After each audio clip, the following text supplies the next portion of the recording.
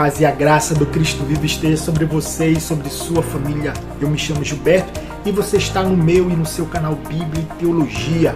Como eu sempre falo, canal que tem como propósito de fazer conhecido não somente o Evangelho, mas aquele que é o Senhor do Evangelho, Jesus Cristo, o único Senhor e Salvador das almas dos homens perdidos. Se essa é a primeira vez que você nos visita, curta, compartilhe e se inscreva, não custa nada. Dito isso, vamos para a reflexão de hoje.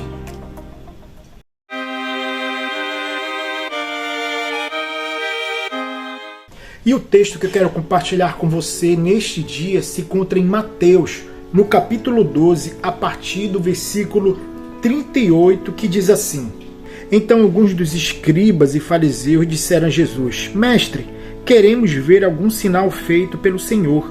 Mas ele respondeu: Uma geração perversa e adúltera pede um sinal, mas nenhum sinal lhe será dado senão o do profeta Jonas. Porque assim como Jonas esteve 3 dias e 3 noites no ventre do grande peixe, assim o Filho do Homem estará 3 dias e 3 noites no coração da terra. Ninivitas se levantarão no juízo com esta geração e a condenarão, porque se arrependeram com a pregação de Jonas. E aqui está quem é maior do que Jonas. A rainha do sul se levantará no juízo com esta geração e a condenará, porque veio dos confins da terra para ouvir a sabedoria de Salomão. E aqui está quem é maior do que Salomão. O capítulo 12 de Mateus ele está recheado de embates entre Jesus e os líderes religiosos da sua época.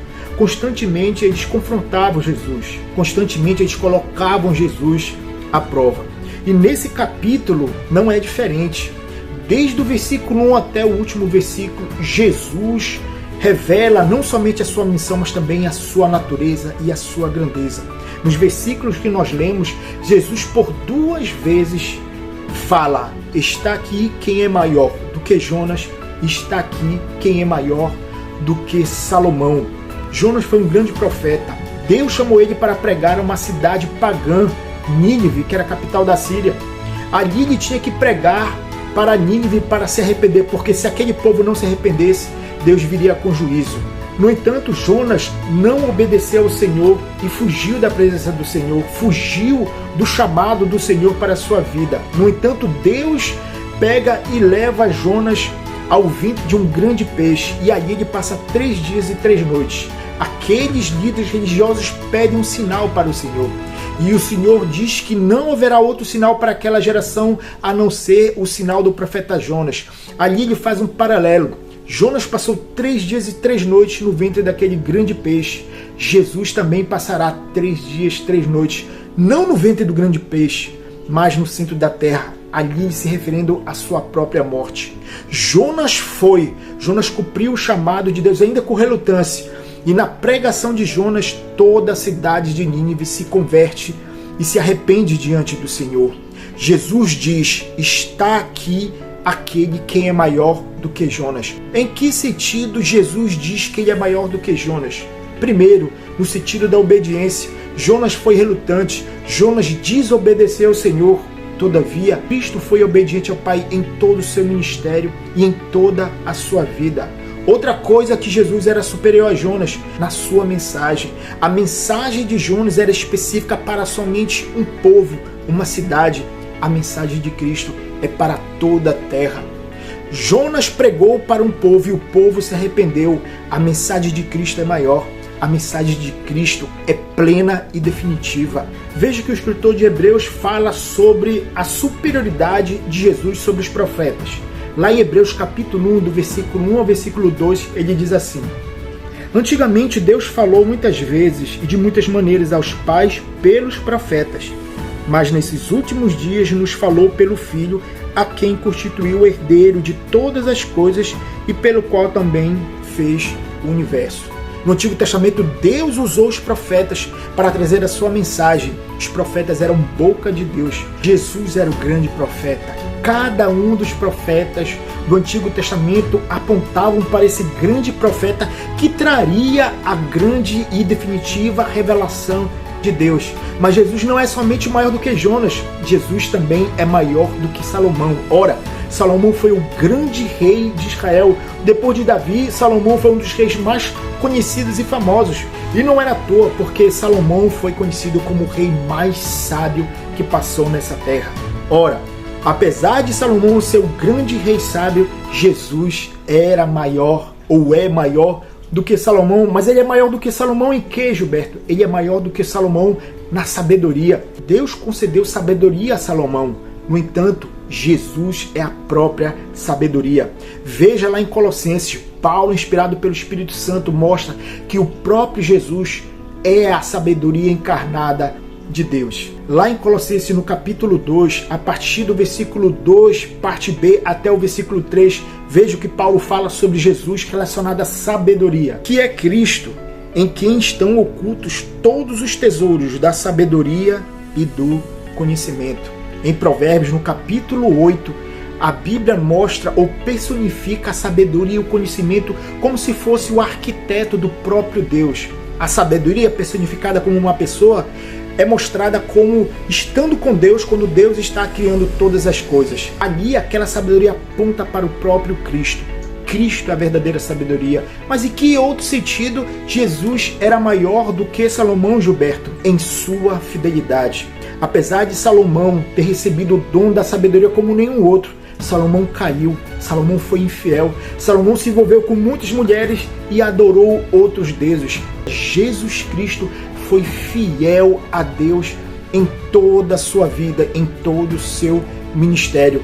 Ele foi o filho obediente, mas também, por fim, Salomão foi menor do que Jesus em sua realeza. Salomão foi um rei terreno, Salomão só foi um rei específico para uma nação, mas a Bíblia nos diz que Jesus é o Rei dos Reis e Senhor dos Senhores. Lá em Apocalipse, capítulo 19, versículo 16, diz assim: no seu manto e na sua coxa está escrito um nome, Rei dos Reis e Senhor dos Senhores. Jesus não é rei somente de uma nação, Jesus é rei de todo o universo.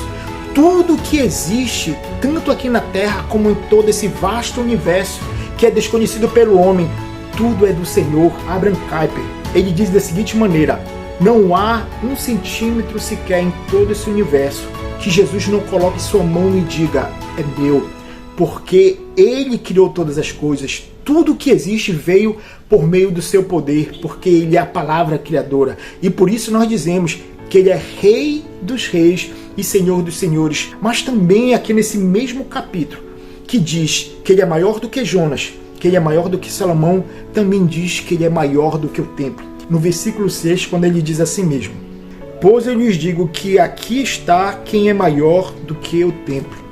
Jesus é maior do que o templo. O templo, ele era somente uma sombra que apontava também para um templo superior, mais sublime, mais glorioso que viria. E esse templo era o próprio Cristo.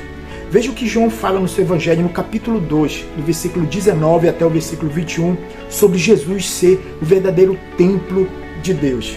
Jesus lhe respondeu: destruam esse santuário e em 3 dias o levantarei. Os judeus responderam: este santuário foi edificado em 46 anos e você quer levantá-lo em 3 dias? Ele, porém, se referia ao santuário do seu corpo. Jesus era o verdadeiro templo. Ali, na pessoa encarnada de Cristo, habitava a plenitude de Deus. E Paulo fala isso lá em Colossenses capítulo 2, versículo 9, que diz assim: porque nele habita corporalmente toda a plenitude da divindade. Desde o tempo que o povo de Israel andava pelo deserto, e ali Deus habitava no meio do povo através do seu tabernáculo. Ou seja, o templo, o tabernáculo no Antigo Testamento e até mesmo no Novo Testamento representavam a presença de Deus no meio do povo. Todavia, o povo no tempo de Jesus estava cego. Os judeus não aceitaram, os judeus rejeitaram a Cristo. Diante deles estava o verdadeiro templo, a plenitude da divindade no corpo do homem chamado Jesus Cristo. Jesus é superior a Jonas, Jesus é superior ao rei Salomão, Jesus é superior ao templo. O que significa essas 3 afirmações, Gilberto? Essas 3 afirmações apontavam para os ofícios de Cristo, ou seja, sacerdote, rei e profeta. cada um desses ministérios ou ofícios do Antigo Testamento, a realeza, o ministério profético, o ministério sacerdotal, cada um deles apontava para os ofícios de Cristo. Cristo é por excelência Rei dos Reis. Ele é por excelência nosso sumo sacerdote, aquele que intercede por nós, aquele que ouve as nossas orações, aquele que sacrificou não um animal, mas o seu próprio corpo, trazendo expiação para todos aqueles que nele creem. Ele é o Rei dos Reis, o Senhor dos Senhores. Eu não sei o que te aflige, mas eu quero te apresentar hoje Jesus Cristo, aquele que é maior do que todas as tuas tribulações, maior do que a tua depressão, maior do que a tua falta de perspectiva de vida. Jesus é superior à tua tristeza, Jesus é superior aos teus desafios.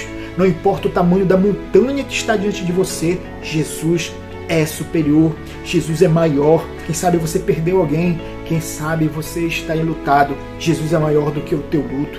Quem sabe, como eu falei, a depressão tem tirado a tua paz, a depressão tem te colocado numa cama, a depressão tem trazido tristeza. Jesus é maior do que a tua depressão.